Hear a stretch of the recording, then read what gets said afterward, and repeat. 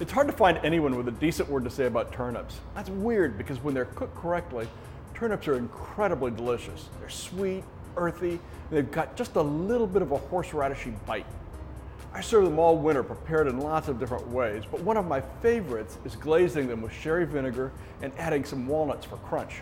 I like to use Japanese turnips for this dish. They're smaller and they seem to be a little bit sweeter.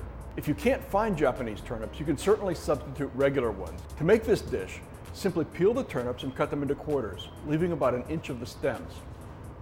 Place the turnips in a large skillet with a half a cup of water, butter, shallots, and salt.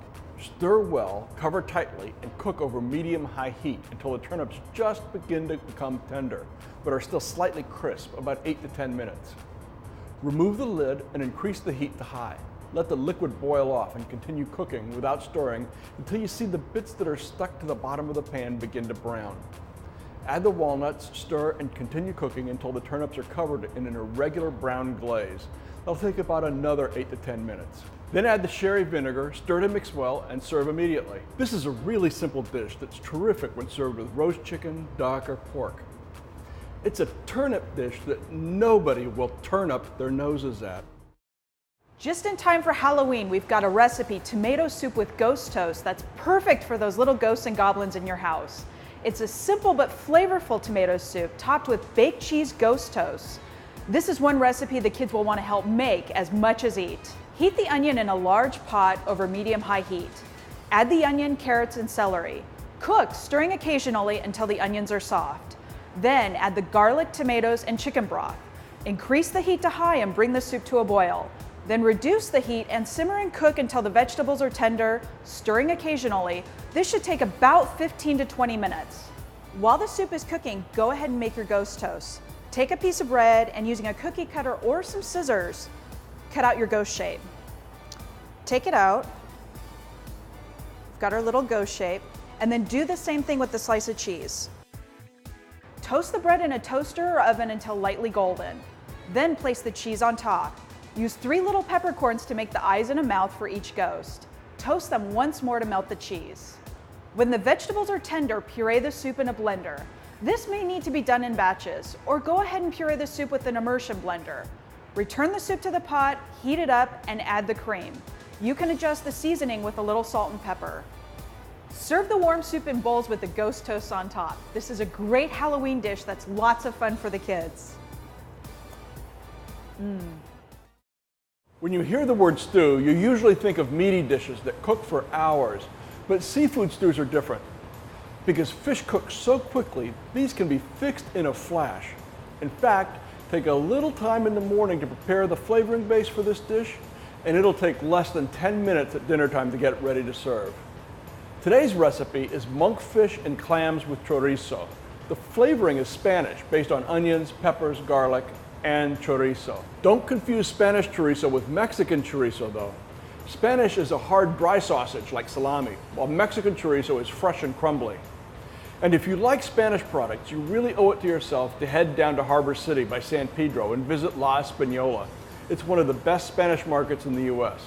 The sausage they make called chistorra is my favorite for this dish. Also, if you can't find monkfish, any firm meaty fish will do. Fried cod, red snapper, even halibut. Let's get started.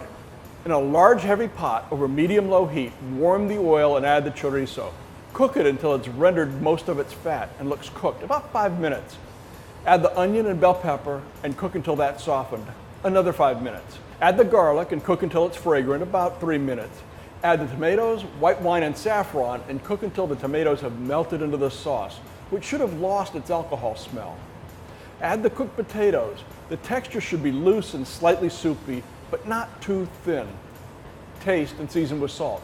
The recipe can be prepared to this point up to 2 hours in advance, or even longer if you cover it tightly and keep it in the refrigerator. When you're almost ready to serve, warm the base over medium heat, add the monkfish, and cook just until it changes color, about 3 minutes. Add the clams, raise the heat to high, cover it tightly, and cook until all of the clams have opened, about 5 minutes. Sprinkle with parsley, and that's it. Serve it immediately.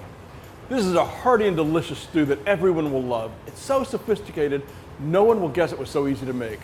So eat up and enjoy. can't be beat. When you're looking for a sweet fix, look no further than the Crazy Cake. It's a simple cake, no butter, eggs, or mixer required. Just combine your dry ingredients in the cake pan itself, stir in your liquids, bake it off, and you're good to go. In about half an hour, you can have your cake and eat it too. Today's recipe is for a chocolate crazy cake, adapted from the cookbook Bakewise by Shirley Corrier. Start by heating your oven to 350 degrees. In an 8-inch square baking dish, sift together your flour, sugar, baking powder, and cocoa. Smooth out your dry ingredients. Using the handle of a wooden spoon, poke 2 small holes and 1 large hole in the mixture. Put the vinegar in 1 small hole and the vanilla in the other. Pour the oil into the large hole. Don't worry if it overflows, it's not a problem. Pour the cold water or coffee all over the top. Then, using that wooden spoon, stir well to blend all of the ingredients together until smooth. Bake the cake for 25 to 30 minutes until a toothpick inserted comes out clean. When the cake is completely cool, top with your favorite icing or serve with whipped cream and some fresh berries. My favorite topping, just a sprinkling of powdered sugar. The finished cake is light and fluffy and the flavor's wonderful. And hey, it's vegan to boot. Eat up and enjoy.